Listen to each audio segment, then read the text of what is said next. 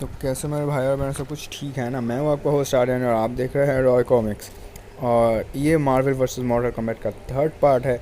और अगर आपने फर्स्ट पार्ट नहीं, दोनों पार्ट नहीं देखा है तो एक बार डिस्क्रिप्शन में ज़रूर देख लेना, उसमें लिंक दिया हुआ है। तो इस पार्ट में मैं एक वर्स करने वाला हूँ दो जैंट मॉन्स्टर्स के बीच में, जो है हल्क और गोरो। तो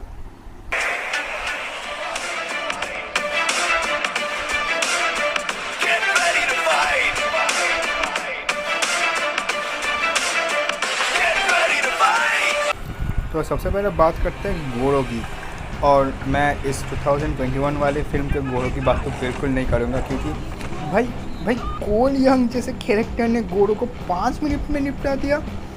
मैंने क्रिएटर्स को मैं बताना चाहूँगा कि अरे वो गोरो है, ज़रा आँख खोल के देखो, वो गोरो है। वो तुम्हारे सामने उबासी भी ले लेना तो पैंट गीला हो जाएगा। तो मैं गेम्स और कॉमिक्स से ही कंपेयर करूँगा। अब कॉमिक्स मैंने ज़्यादा पढ़ा तो नहीं है, गेम्स ही खेला है, तो गेम से ही मैं गोरो के सारे पावर्स को उठाने वाला हूँ। तो जो लोग मॉर्टल कॉम्बैट के फ़ैन नहीं है उनके लिए मैं एक इंट्रोडक्शन दे दूँ गोरो का, कि वो हाफ ह्यूमन और हाफ ड्रैगन है, यानी कि माझी मामला है। और वो 4000 साल का उसका एज है और वो 9 बार मॉर्टल कॉम्बैट का टूर्नामेंट जीत चुका है। और गोरो एक 4 हाथ वाला शोकन वॉरियर है, जो देख कर ही पता चलता है। और ये बंदा आउटवर्ल्ड के आर्मी का जनरल भी था एक समय। वैसे तो गोरो को देखकर ही पता चलता है कि ये बहुत ही ज़्यादा पावरफुल है। और जो नॉन फैंस है उनको ये जानकर हैरानी होगी कि ये पावरफुल के साथ साथ इस बॉडी के साथ भी बहुत ही ज़्यादा एजाइल है। और उसका ये वाला मूव तो सच में बहुत ही फेमस है, जहाँ पर वो ओपोनेंट को पकड़ कर उसके सिर का दही भल्ला कर देता है। और फिर इसके पास है एक फायर बॉल पुदीने वाले कलर का, जो और शोकन बोल्ट भी है। फिर है शोकन ब्लास्ट, जो एक्चुअली शोकन बोल्ट का एक अपग्रेडेड वर्जन है। और एक है लीपिंग स्टॉर्म, जहाँ पर ये अपनी पहाड़ जैसे बॉडी को लेकर अपने ओपोनेंट के ऊपर कूद जाता है। आई मीन आप सोच ही सकते हो कि ओपोनेंट का हलवा हो जाता है होगा भाई। और फिर है गोरो ग्रैब, जिसमें वो अपने नीचे के दोनों हाथ से ओपोनेंट को पकड़कर ऊपर के दोनों हाथ से उसे ज़मीन पर पटक देता है। तो वैसे देखो, मूव्स तो बहुत सारे हैं, क्योंकि हर एक इंस्टॉलमेंट के साथ उसके मूव्स अपडेटेड होते रहते हैं, तो सारे के सारे तो बताना पॉसिबल नहीं है ना। 11 इंस्टॉलमेंट्स है उसके। तो मैंने कुछ जो मतलब बोलने लायक थे वो मैंने बोल दिए। और मैं उम्मीद करूँगा कि ये पावर्स हमें मॉर्टल कॉम्बैट के बाकी इंस्टॉलमेंट्स में भी देखने को मिले, क्योंकि भाई मुझे ये उम्मीद नहीं था कि कोल यंग, जो एक अच्छा एमएमए फाइटर भी नहीं है, वो गोरो को इतनी आसानी से कैसे हरा सकता है भाई, कैसे।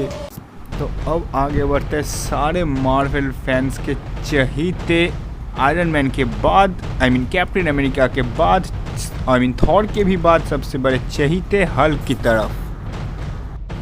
और भाई हल्क के बारे में तो क्या ही कहना, इसका पावर लिमिटलेस है। इसको जितना गुस्सा आता जाएगा ये उतना पावरफुल होता जाएगा। आई मीन लिटरली कॉमिक्स में तो इसने अपने 2 हाथों पर एक पहाड़ को लिया हुआ था। और एवेंजर्स मूवी से ये सीन तो याद ही होगा ना। आई मीन आप ज़रा सोचो कि लोकी के इतने बड़े से एक मॉन्स्टर को पटक देने में एक ही हाथ से कितना फोर्स लगता होगा भाई। आई मीन लिटरली ये बहुत ही ज़्यादा ताकत लगता है। तो इसने तो वैसे भी बहुत सारे का वार झेले हैं। जैसे थॉर को इसने धूम मारा है, इसने हरक्यूलिस को भी पटक दिया था।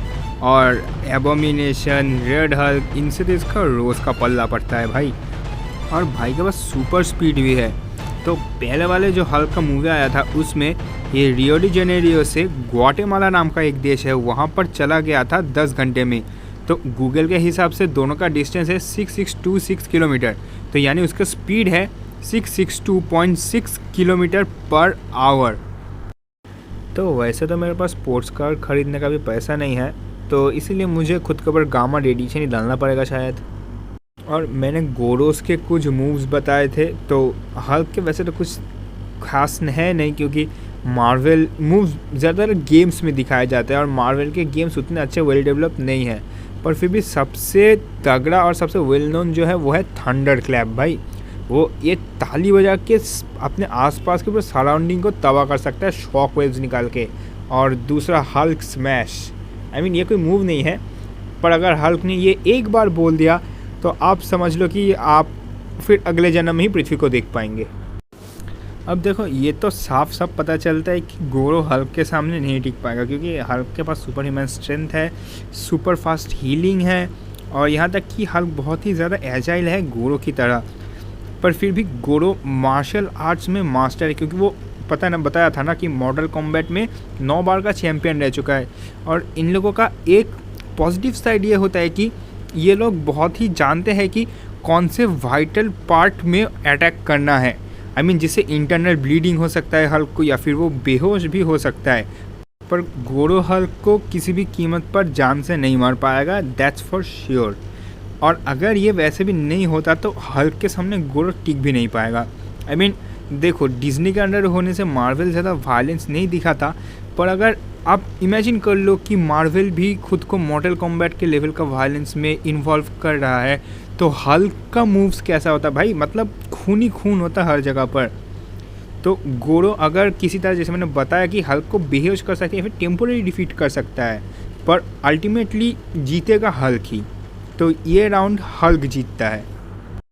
पर इसका मतलब ये नहीं कि तुम गोरो को कमज़ोर समझो बॉस। गोरो मेरा फेवरेट कैरेक्टर है, उसको कमज़ोर समझने की गलती भी मत करना। और एट दी एंड मैं एक बात बोलना चाहूँगा, वीडियो के साथ इस टॉपिक का कोई लिंक नहीं है, पर फिर भी मैं खुद एक क्लास 12 का स्टूडेंट हूँ। 1.5 साल मैंने एक ही क्लास पे पढ़ाई की है, और 1.5 महीने से हमारे ऊपर जो मेंटल टॉर्चर हुआ है उसका कोई कीमत नहीं दे सकता। तो अगर कोई बोलता है कि तुम लोग को इतना समय मिला था, तो भाई प्लीज़ शट अप। हाँ, और ये जो कैंसिलेशन हुआ है ना एग्ज़ाम का, और ये जो कैंसिलेशन हुआ है ना, इससे कुछ भी अच्छा नहीं हुआ है। श्योर कि पता है कि मुझे बहुत सारे हेट कमेंट्स मिलने वाले हैं, पर एग्ज़ाम को पोस्टपोन किया जा सकता था, क्योंकि बहुत सारे सिंसियर स्टूडेंट्स हैं जो अभी मेंटली डिप्रेस्ड है। लिटरली है, इंक्लूडिंग मैं भी हूँ। मैं भी अभी मेंटली डिप्रेस्ड हूँ कि जो लोग पूरी साल छाप के एग्ज़ाम दिए थे वो ऊपर चले गए हैं। तो अब क्या कर भी क्या सकते हैं। और तब तक के लिए peace, thank you for watching. और अगर आपको लगता है कि मैं गलत बोल गया कुछ, तो भाई you are free to unsubscribe my channel and dislike the video.